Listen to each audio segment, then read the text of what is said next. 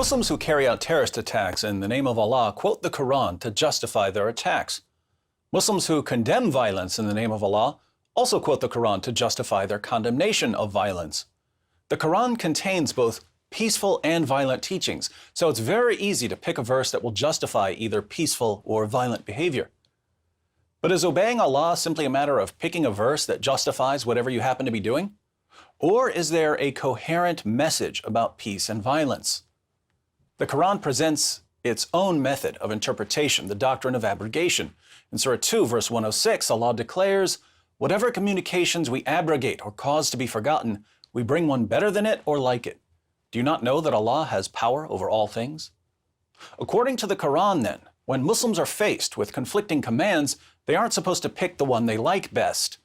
Rather, they are to go to history and see which verse was revealed last. Whichever verse came last is said to abrogate or cancel earlier revelations.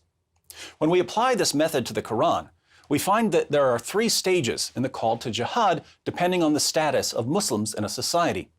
When Muhammad and his followers were only a tiny minority of the population, they were commanded to preach a message of peace and tolerance.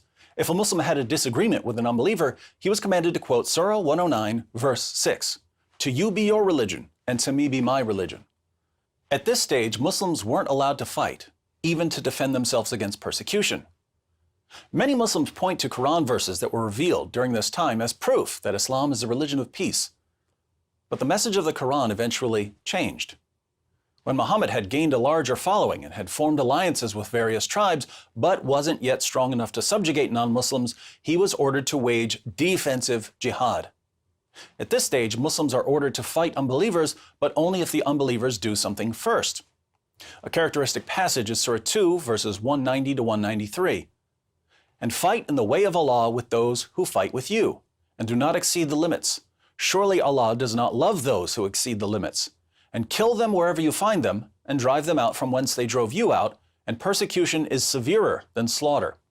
And do not fight with them at the sacred mosque until they fight with you in it, but if they do fight you, then slay them. Such is the recompense of the unbelievers. But if they desist, then surely Allah is forgiving, merciful. And fight with them until there is no persecution, and religion should be only for Allah. But if they desist, then there should be no hostility except against the oppressors."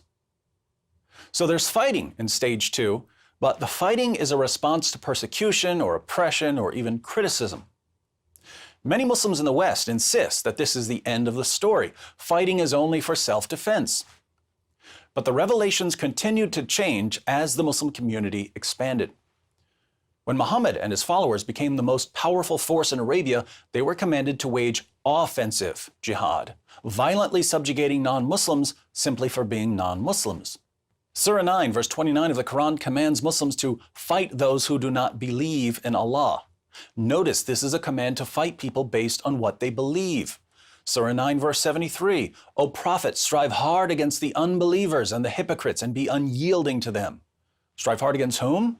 Oppressors, persecutors, people who are attacking you? No, strive hard against the unbelievers, non-Muslims, and the hypocrites, people who claim to be Muslims but aren't fully submitting to the commands of Allah and Muhammad.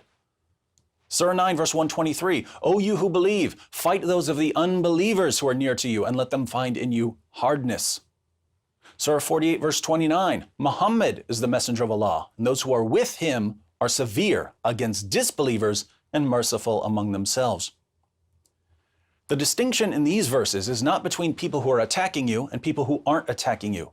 The distinction is between believer and unbeliever, and those who are with Muhammad are only to be merciful towards fellow Muslims. Putting all of this together, we see that jihad proceeds in stages. Stage 1, promote peace and tolerance when the Muslim community is thoroughly outnumbered. Stage 2, fight defensively when the Muslim community is strong enough to fight, but not strong enough to conquer. Stage 3, fight offensively when the Muslim community is strong enough to violently subjugate non-Muslims. Interestingly, you can look at any country in the world and see how the message of Islam changes based on the strength of the Muslim community.